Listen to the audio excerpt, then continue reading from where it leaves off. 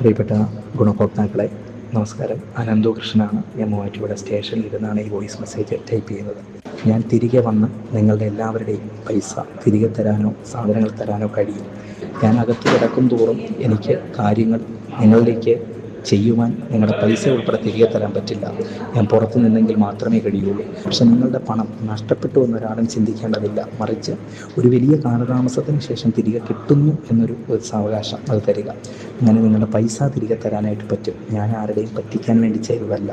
ഞാൻ പ്രതീക്ഷിച്ച ഫണ്ടുകൾ വരാതിരുന്നപ്പോൾ, അല്ലെങ്കിൽ NGO കോൺഫെഡറേഷനിലൂടെ വരേണ്ടുന്നത് വരാതിരുന്നപ്പോൾ എന്നെ സംബന്ധിച്ച് വലിയ പ്രതിസന്ധിയിലായി പോവുകയും ഒറ്റയ്ക്ക് ഞാൻ അതിൻ്റെ ഉത്തരവാദിത്വം ചുമലേൽക്കുകയും ചെയ്യുന്ന സാഹചര്യം ഉണ്ടായി.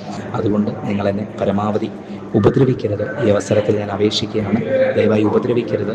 എൻ്റെ പ്രായം കൂടി കണക്കിലെടുത്ത് ഒരു വലിയ തട്ടിപ്പുകാരനായിട്ട് എന്നെ കണക്കാക്കാതെ പരാതികൾ കുറയ്ക്കുകയും നേരിൽ എത്രയും വേഗം കാണാൻ കഴിയുകയും ഇതിനുള്ള പരിഹാരങ്ങൾ കാണാനായിട്ടൊക്കെയും ചെയ്യും. നമസ്കാരം.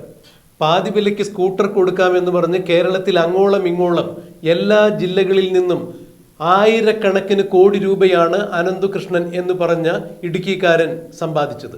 ഇതിൽ ഏതാണ്ട് 25 കോടിയോളം രൂപ അയാൾ ആഡംബര ജീവിതത്തിന് വേണ്ടി മാത്രം ഉപയോഗിച്ചു എന്നുള്ളതാണ് പുറത്തു വരുന്ന ഞെട്ടിക്കുന്ന വിവരങ്ങൾ. മൂവാറ്റുപുഴ പോലീസ് സ്റ്റേഷനിൽ നിന്നും ഇന്ന് അയാൾ പൊതുജനങ്ങൾക്ക് വേണ്ടി ഒരു സന്ദേശം അയച്ചിരിക്കുന്നു.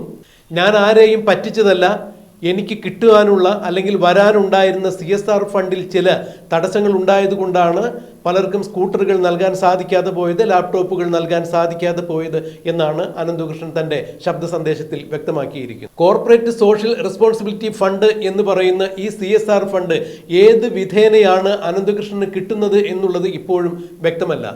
ഏതെങ്കിലും ഒരു കമ്പനിയുടെ CSR ഫണ്ട് അനന്തകൃഷ്ണന് കിട്ടിയതായി അറിയാനും വയ്യ. അതായത് കോർപ്പറേറ്റ് സോഷ്യൽ റെസ്പോൺസിബിലിറ്റി ഫണ്ട് ഉപയോഗിച്ചുകൊണ്ടാണ് താൻ പാവപ്പെട്ടവർക്ക് പാതി വിലയ്ക്ക് ലാപ്ടോപ്പും സ്കൂട്ടറും നൽകുന്നത് എന്നാണ് രാഷ്ട്രീയക്കാരുൾപ്പെടെയുള്ള മന്ത്രിമാരും മറ്റു പൊതുപ്രവർത്തകരും ഉൾപ്പെടെയുള്ള സാമൂഹ്യ പ്രവർത്തകരെ അനന്തകൃഷ്ണൻ തെറ്റിദ്ധരിപ്പിച്ചിരുന്നത്.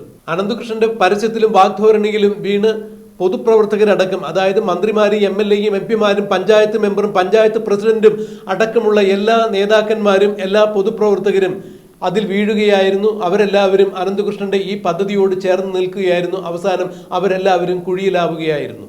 എന്നാലിപ്പോൾ അനന്തകൃഷ്ണൻ ഒരു ശബ്ദ സന്ദേശം അയച്ചിരിക്കുന്നു. തനിക്ക് കിട്ടുവാനുള്ള CSR ഫണ്ടിൽ ചില തടസ്സങ്ങൾ നേരിട്ടതിനാലാണ് തനിക്ക് ഇത്തരം കാര്യങ്ങൾ പദ്ധതികൾ മുന്നോട്ട് കൊണ്ടുപോകാൻ സാധിക്കാതെ വന്നത്.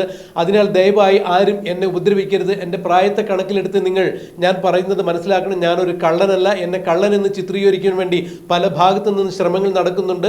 ഞാൻ ഈ കേസുമായി ബന്ധപ്പെട്ട് മുന്നോട്ട് പോകുന്നു. പുറത്തിറങ്ങിക്കഴിഞ്ഞാൽ തീർച്ചയായും എല്ലാവർക്കും പദ്ധതിയിൽ അംഗങ്ങളായ എല്ലാ ആളുകൾക്കും പാതി വിലയ്ക്ക് ലാപ്ടോപ്പും സ്കൂട്ടറും നൽകുന്നതാണ് എന്ന് തന്നെയാണ് തന്റെ ശബ്ദ സന്ദേശത്തിൽ അനന്തകൃഷ്ണൻ വ്യക്തമാക്കിയിരിക്കുന്നത്. മൂവാറ്റുപുഴ പോലീസ് സ്റ്റേഷൻ വച്ചാണ് അനന്തകൃഷ്ണൻ ഇത്തരം ഒരു ശബ്ദ സന്ദേശം കേരളത്തിന്റെ പൊതുമണ്ഡലത്തിലേക്ക് അയച്ചത്. എന്നാൽ മൂവാറ്റുപുഴയിൽ തന്നെയുള്ള മറ്റൊരു വീട്ടമ്മ പറഞ്ഞിരിക്കുന്നു, ഞാൻ എൻ്റെ ആഭരണങ്ങൾ പണയം വെച്ചുകൊണ്ട് തന്നെയാണ് 1,20,000 സ്കൂട്ടർ കിട്ടുന്നതിന് വേണ്ടി 60,000 രൂപ അനന്തകൃഷ്ണന്റെ പദ്ധതിയിൽ അടച്ചത്. എന്നെ കബളിപ്പിക്കുകയായിരുന്നു പ്രൊമോട്ടർ പറഞ്ഞത്. അതായത് ഈ പദ്ധതിയിൽ എന്നെ ചേർത്ത പ്രൊമോട്ടർ നൽകിയ ആ ഒരു അക്കൗണ്ട് നമ്പറിലേക്ക് ഞാൻ എൻ്റെ പണം അയച്ചു കൊടുക്കുകയായിരുന്നു. ഞാൻ തീർത്തും കബളിപ്പിക്കപ്പെട്ടിരിക്കുന്നു. എനിക്ക് വണ്ടി കിട്ടിയിട്ടില്ല എന്ന് തന്നെയാണ് ഈ വീട്ടമ്മയും സാക്ഷ്യം ചെയ്യുന്നത്. എന്തായാലും കോർപ്പറേറ്റ് സോഷ്യൽ റെസ്പോൺസിബിലിറ്റി ഫണ്ട് എവിടെ നിന്നും അനന്തകൃഷ്ണന് കിട്ടിയിട്ടില്ല. അതിനുവേണ്ടി അനന്തകൃഷ്ണൻ ധാരാളം പണം പൊടിച്ചു എന്നുള്ളത് വാസ്തവമാണ്. എങ്കിലും ഇതുവരെയും അത് പ്രാവർത്തികമാക്കാൻ പറ്റിയിട്ടില്ല. ഫലത്തിൽ കേരളത്തിൽ അങ്ങോളം ഇങ്ങോളം അനന്തകൃഷ്ണന്റെ പദ്ധതിയിൽ ആകൃഷ്ടരായി പണം കൊടുത്ത ആളുകളെല്ലാവരും വഞ്ചിക്കപ്പെട്ടിരിക്കുന്നു. 1000 കോടി രൂപയുടെ തട്ടിപ്പാണ് ഇയാൾ നടത്തിയിരിക്കുന്നത് എന്ന് പറയുമ്പോൾ ഇതിന് കൂട്ടായി തിരുവനന്തപുരം ആസ്ഥാനമായി പ്രവർത്തിക്കുന്ന ശ്രീ സത്യസായി ട്രസ്റ്റിന്റെ ആജീവനാന്ത ചെയർമാനായ ആനന്ദകുമാർ കൂടി ഇതിൽ പങ്കുപറ്റിയിട്ടുണ്ട്. അയാളും കോടികൾ തട്ടിയിട്ടുണ്ട് എന്നുള്ള വിവരം പുറത്തു വരുമ്പോൾ ഇത് ആസൂത്രിതമായി നടപ്പാക്കിയ ഒരു വൻ ചതിയുടെ കഥ തന്നെയാണ് പുറത്തു വരുന്നത്. സംഭവ ബഹുലമായ ഒരു തട്ടിപ്പ് കഥയുടെ തിരക്കഥയാണ് പുറത്തു വരുന്നത്. എന്തായാലും ഈ വിഷയത്തിൽ ഇനി എന്താണ് സംഭവിക്കാൻ പോകുക എന്നുള്ളത് നമുക്ക് കണ്ടറിയാം, കാത്തിരിക്കാം. ഒരു പരസ്യമായിരുന്നു, ഇങ്ങനെ വണ്ടി പകുതി വിലയ്ക്ക് കിട്ടും, ഇന്ന നമ്പറിൽ കോൺടാക്ട് ചെയ്യുന്നുണ്ട്. ആ നമ്പറിൽ കോൺടാക്ട് ചെയ്തപ്പോൾ സീഡ് സൊസൈറ്റിയുടെ ഒരു പ്രൊമോട്ടറെയാണ് നമുക്ക് കിട്ടിയത്. അവർ വഴിയാണ് നമ്മൾ സീഡ് സൊസൈറ്റിയിലെ മെമ്പർഷിപ്പ് എടുത്തതും. അവർ വഴിയാണ് അവരൊരു അക്കൗണ്ട് തരുക ചെയ്തത്, നമുക്ക് ഒരു അക്കൗണ്ട് നമ്പർ തരുക ചെയ്തത്.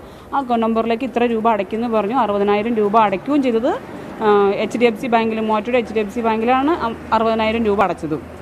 ആ പ്രൊമോട്ടർ പറഞ്ഞ രീതിയിലാണ് ഞങ്ങൾ എല്ലാ കാര്യങ്ങളും ചെയ്തത്.